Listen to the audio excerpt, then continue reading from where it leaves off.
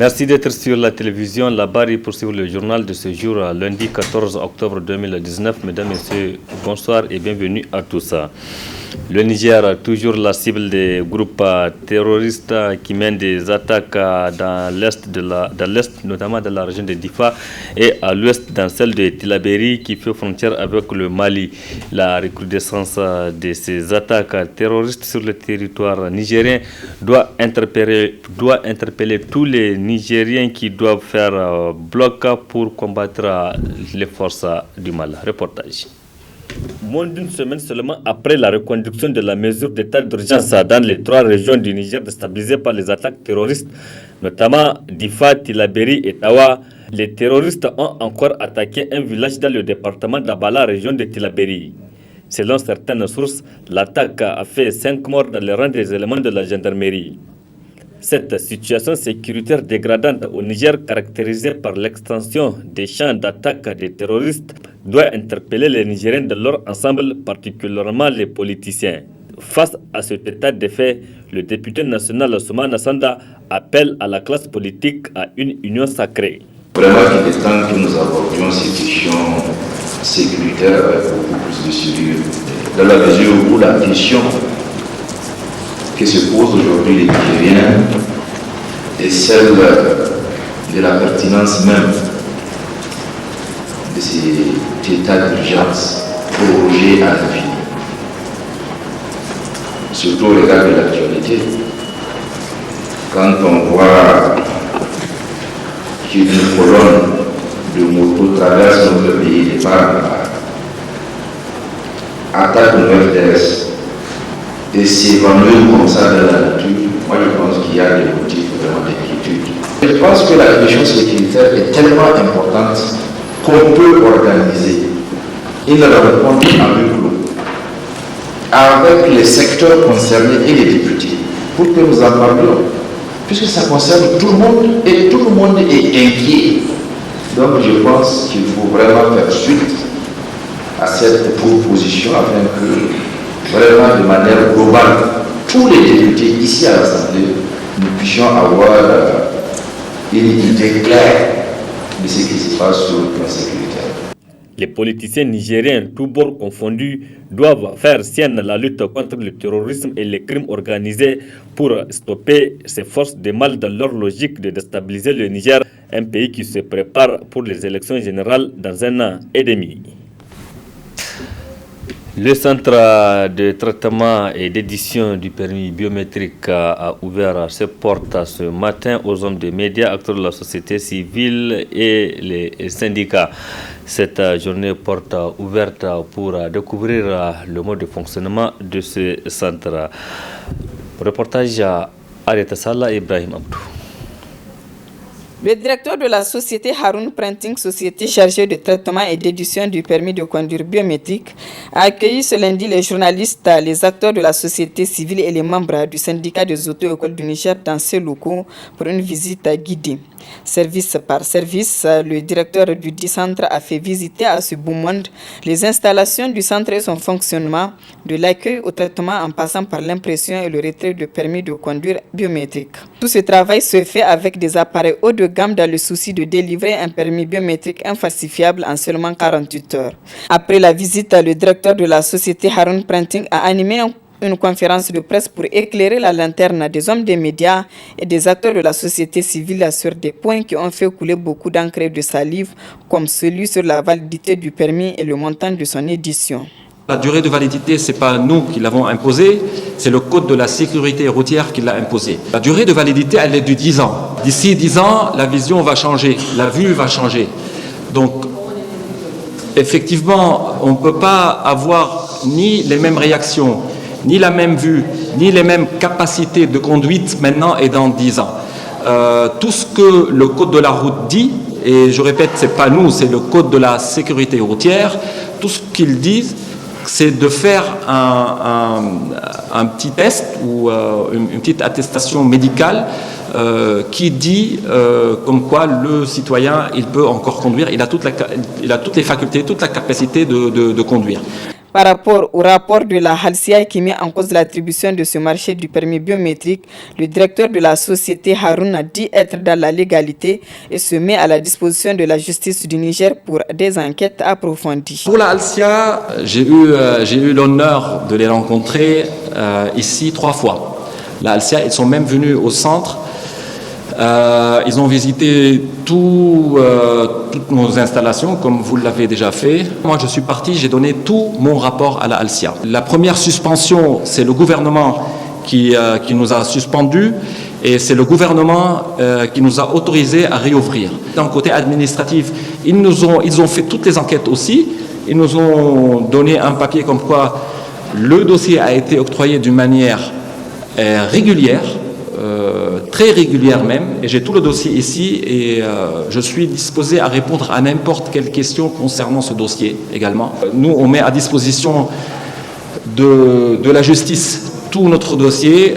Si vraiment la justice, elle souhaite continuer avec ce dossier, nous, on est personnellement, physiquement, et le dossier, on est prêt, je suis prêt à répondre à n'importe quelle question.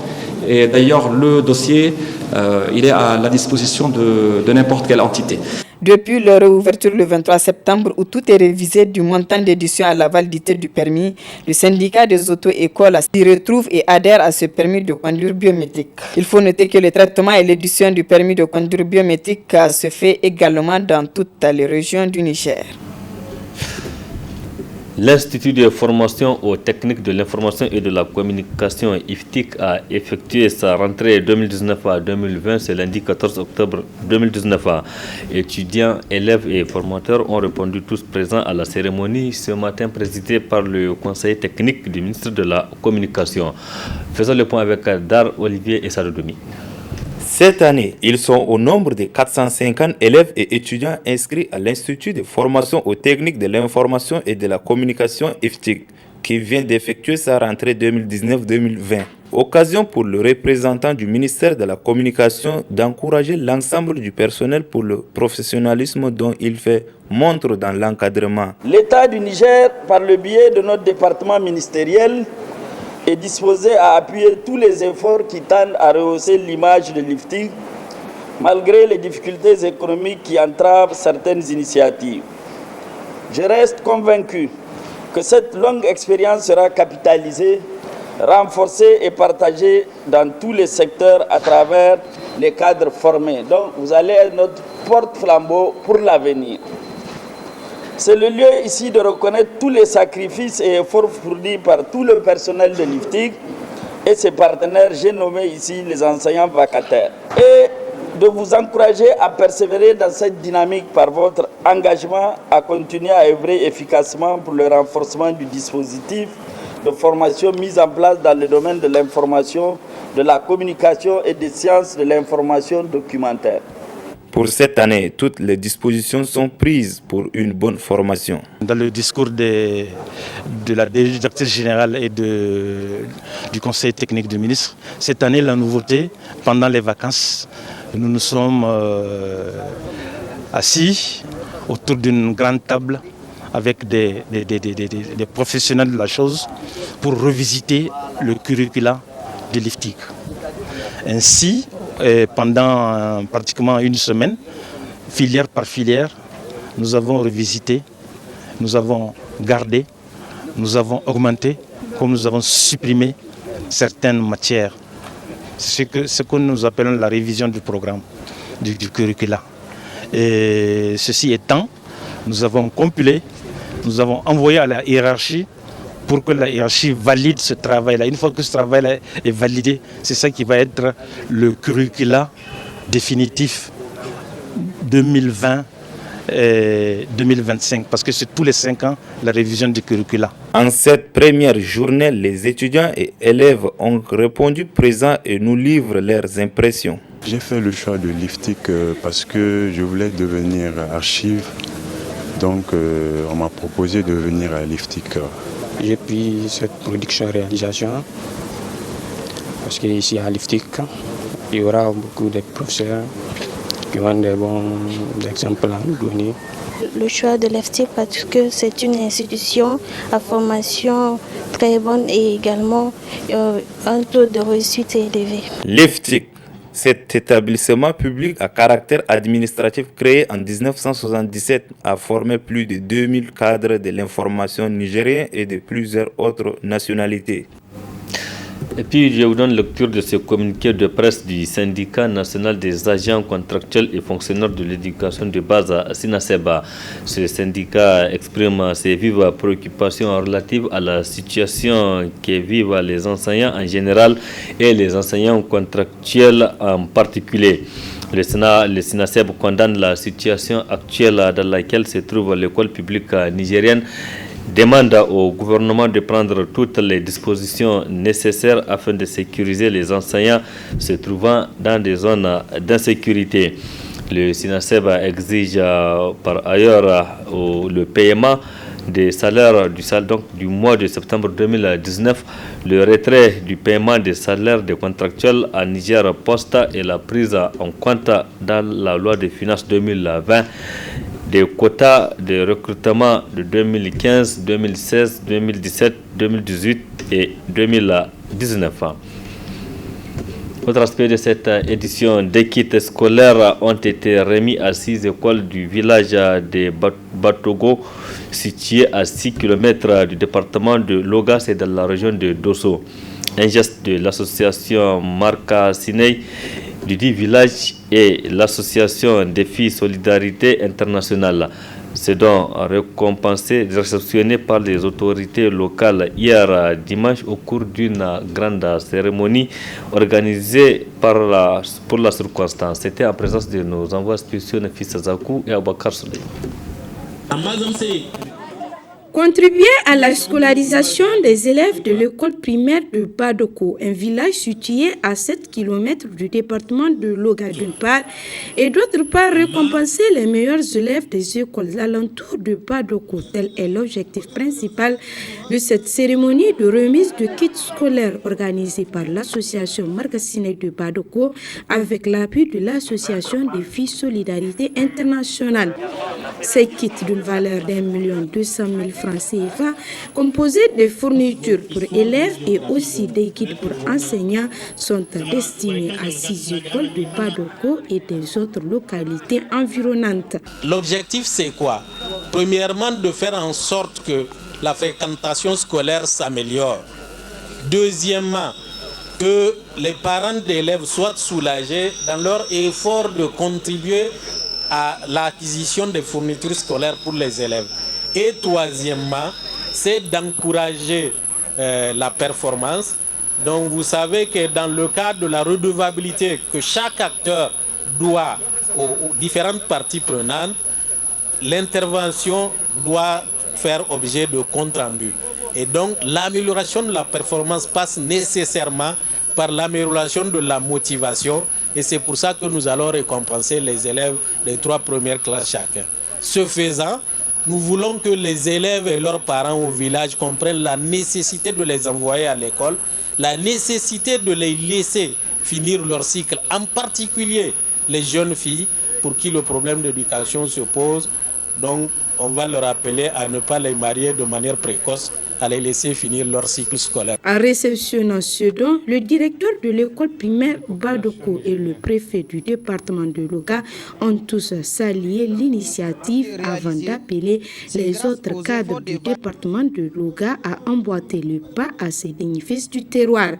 Cette école a pu former plusieurs cadres de l'administration publique. Si de tels efforts ont été réalisés, c'est grâce aux efforts des vaillants hommes qui nous ont précédés. Fort et heureusement encore, d'autres personnalités animées de bonne foi continuent à ne ménager aucun effort pour voir nos écoles atteindre leurs objectifs. La présente cérémonie en est un exemple palpable. Cet acte, comme bien généré de ces deux associations, rentre dans la stricte ligne de conduite de la politique de déclaration générale du gouvernement pour ce qui est de l'amélioration de la fréquentation scolaire et des performances des élèves dans les écoles. Et j'aimerais lancer un appel à l'ensemble des cadres du département, des cadres nigériens, pour que vraiment l'exemple de Loga fasse tache d'huile partout au Niger.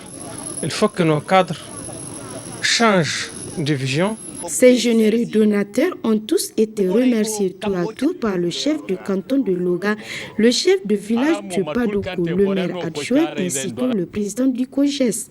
À noter que ce geste est le fruit d'un an de partenariat entre l'association Marcassine et l'association des filles Solidarité. Enfin, pour une meilleure utilisation de ces kits scolaires, une mission de supervision sera menée au cours de l'année par les membres de l'association Marcassine. Merci Nafissa Zakou. Les responsables de la mutuelle MECA et ceux de la centrale syndicale des travailleurs du Niger USPT, ils étaient hier donc sur les sites des parcelles réservées donc aux travailleurs de cette centrale. Une visite pour constater des visu avec certainement les éventuels bénéficiaires. Et c'était en présence de nos reporters Hamza Sakou et Aboubakar Solé. Dans le souci d'améliorer les conditions de vie des fonctionnaires moyens et au-delà la population, la mutuelle d'épargne et de crédit Amanal Ouma a signé une convention de partenariat avec l'Union syndicale progressiste des travailleurs pour la réalisation d'un programme immobilier. Ainsi donc, cette présente rencontre marque la présentation du site aux différents bénéficiaires. Amanal Ouma a initié un volet crédit parcelle depuis plus d'un an. Donc ce volet crédit parcelle permet à la base sociale, c'est-à-dire ceux qui n'ont pas assez de moyens, donc la couche qui n'est pas aussi acceptée par les banques, à acquérir une parcelle. Donc qui dit acquérir par une parcelle dit améliorer les conditions de vie d'un être humain. Il y a eu un changement depuis 2017 à aujourd'hui. Il y a les poteaux qui sont en train d'être plantés. Il y a aussi les bornes, comme vous faites la remarque. Au début, il n'y a pas les bornes, mais maintenant, on a mis les bornes. Et d'où récemment encore, il va y avoir un bitumage des routes et un arrivage aussi de l'eau. Donc vraiment, ça sera une ville moderne, comme toute personne souhaite. Le tour de ce site a permis aux éventuels bénéficiaires de témoigner. Je suis content parce qu'il y a une convention qui lie l'SPT à la mutuelle Ouma. Nous sommes témoins de cette convention-là. On nous a promis des parcelles après versement. Nous avons fait des versements. Et aujourd'hui, nous sommes en train de constater les visu, l'effectivité de cela. Les parcelles sont là, nous sommes venus, n'est-ce pas, voir, et nous avons vu. Prenant la parole, le secrétaire général de l'Union syndicale progressiste des travailleurs exhorte l'ensemble de ses militants à plus d'adhésion. Nous encourageons la mutuelle à aller à continuer davantage dans le sens de la viabilisation de ces parcelles pour que rayonne le partenariat entre l'USPT et la mutuelle d'épargne et de crédit. Par ailleurs, j'invite l'ensemble des travailleurs du Niger à s'inscrire dans cette dynamique d'accès au social par la parcelle, parce que disposer d'une parcelle, c'est aussi épargner. Et en ayant une parcelle à des conditions souples, nous pensons que l'USPT aura ainsi contribué à l'amélioration des conditions de vie des travailleurs sans discrimination d'appartenance syndicale. La mutuelle d'épargne et de crédit Amanal Ouma appelle la population à adhérer plus davantage afin de permettre à chacun de joindre les deux bouts.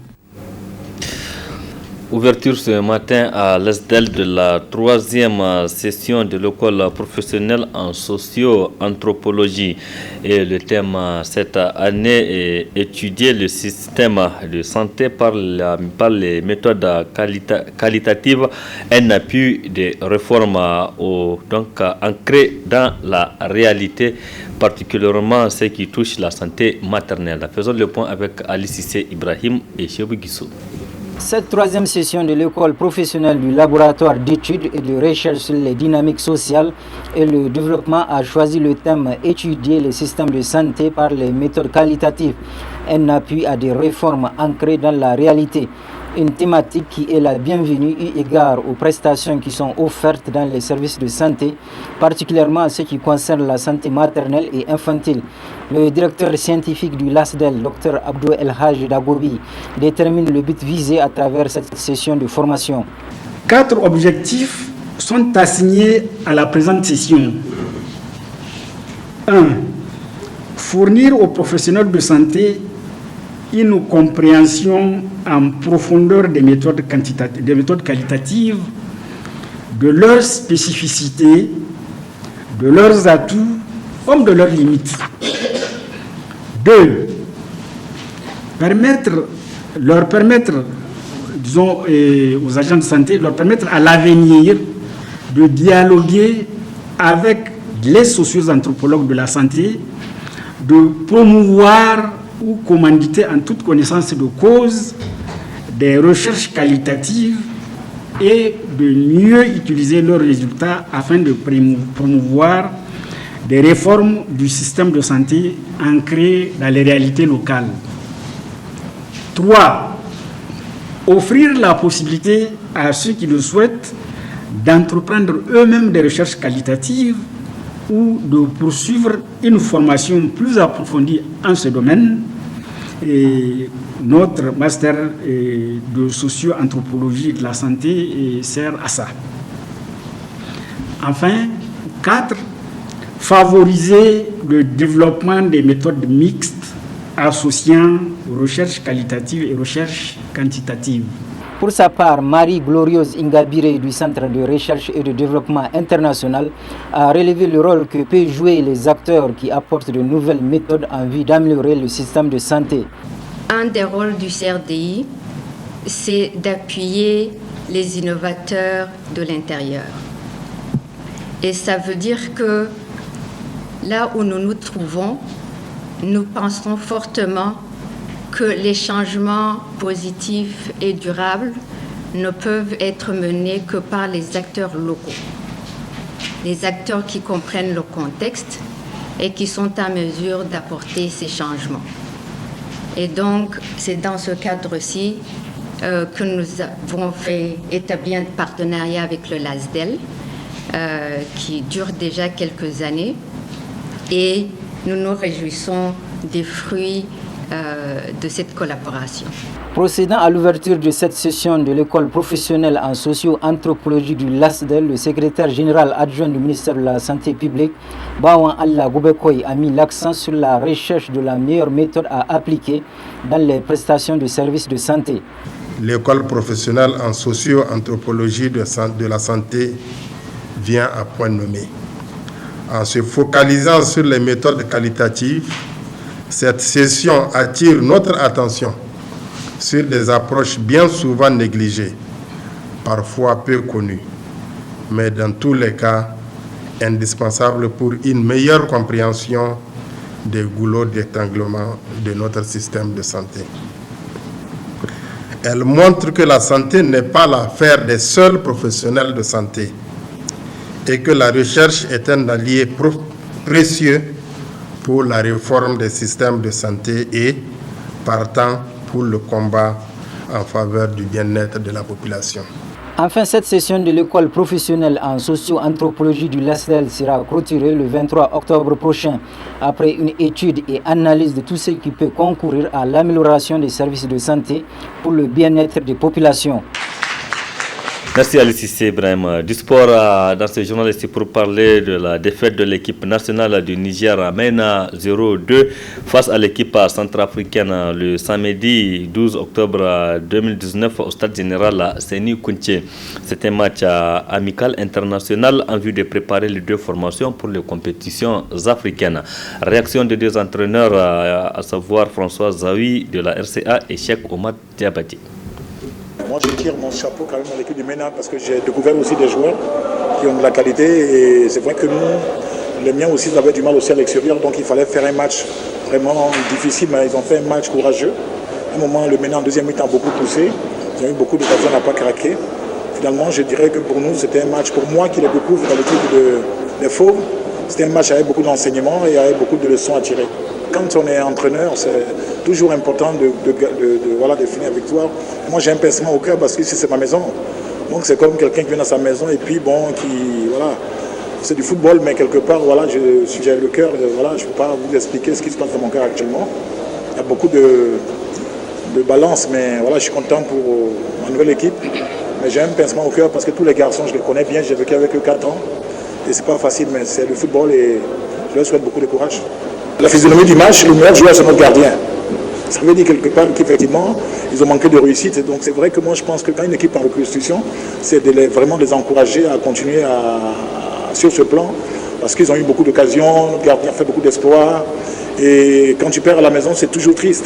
Mais des fois, dans les défaites, c'est là qu'on peut des fois tirer des bons enseignements. Je pense que comme elle est en construction, il faut avoir beaucoup d'indulgence, les encourager, leur donner les moyens pour qu'ils continuent à progresser. On a beaucoup d'enseignements que nous tirons à l'issue de ces 2 confrontations. Il y a eu 3 mi-temps différentes. Moi, je pense que c'est à nous de prendre le positif et pour continuer le travail avant la première journée de cette éliminatoire. Je vous comprends et je comprends le public. Et vous savez, quand nous sommes en train de bâtir, donc de voir le résultat, qu'importe le résultat. Et malheureusement, ça s'est passé chez nous. Et à l'issue de cette rencontre, je préférais que vous reteniez la deuxième partie. Et oubliez la première parce que en regardant le contenu, on sait que ceux qui ont débuté la rencontre, une partie n'était pas à la hauteur. Donc c'est ces renseignements que nous avons à l'esprit, nous regardons ce que nous avons produit. Donc nous avons produit du jeu, nous avons produit beaucoup d'occasions en deuxième partie.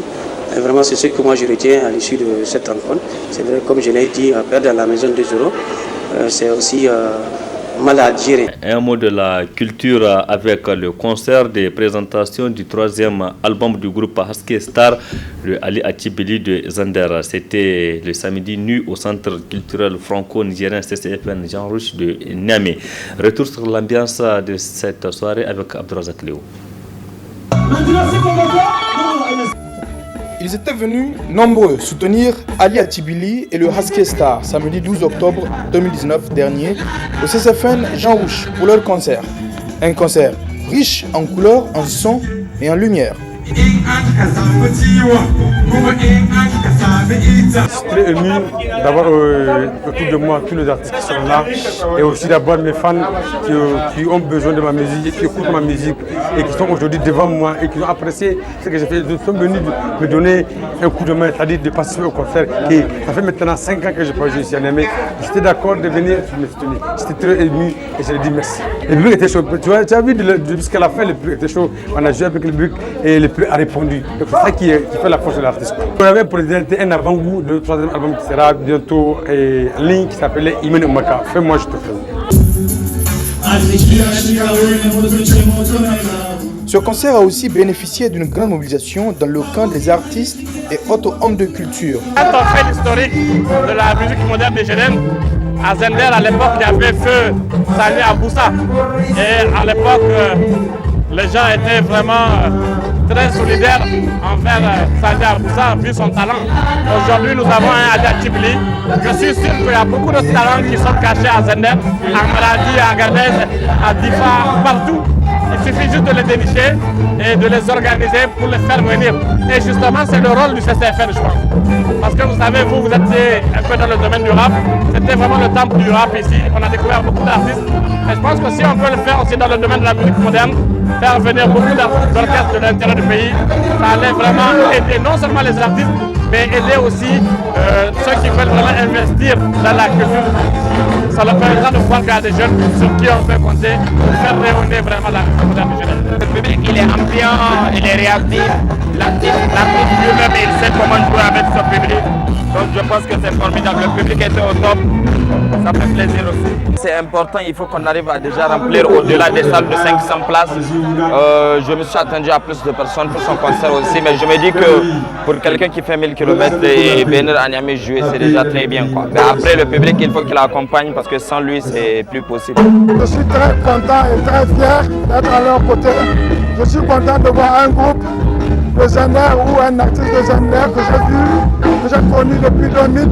J'ai vu ses pas et aujourd'hui, presque chaque 2 ans ou chaque année, il vient pour un concert à Niamey.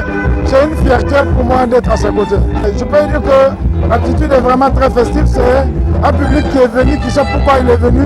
C'est un public qui connaît l'artiste. Il y a aussi une partie du public qui vient pour découvrir, qui n'est pas déçu, qui est très content, qui est très satisfait de ce qu'il a trouvé. Ce concert annonce la sortie très prochaine du 3e album du groupe phare de Zender, Haskestar.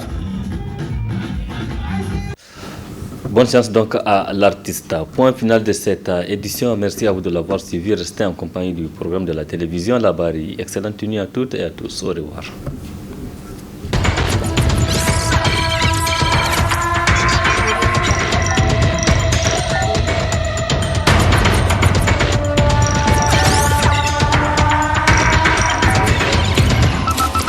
Audio Jungle.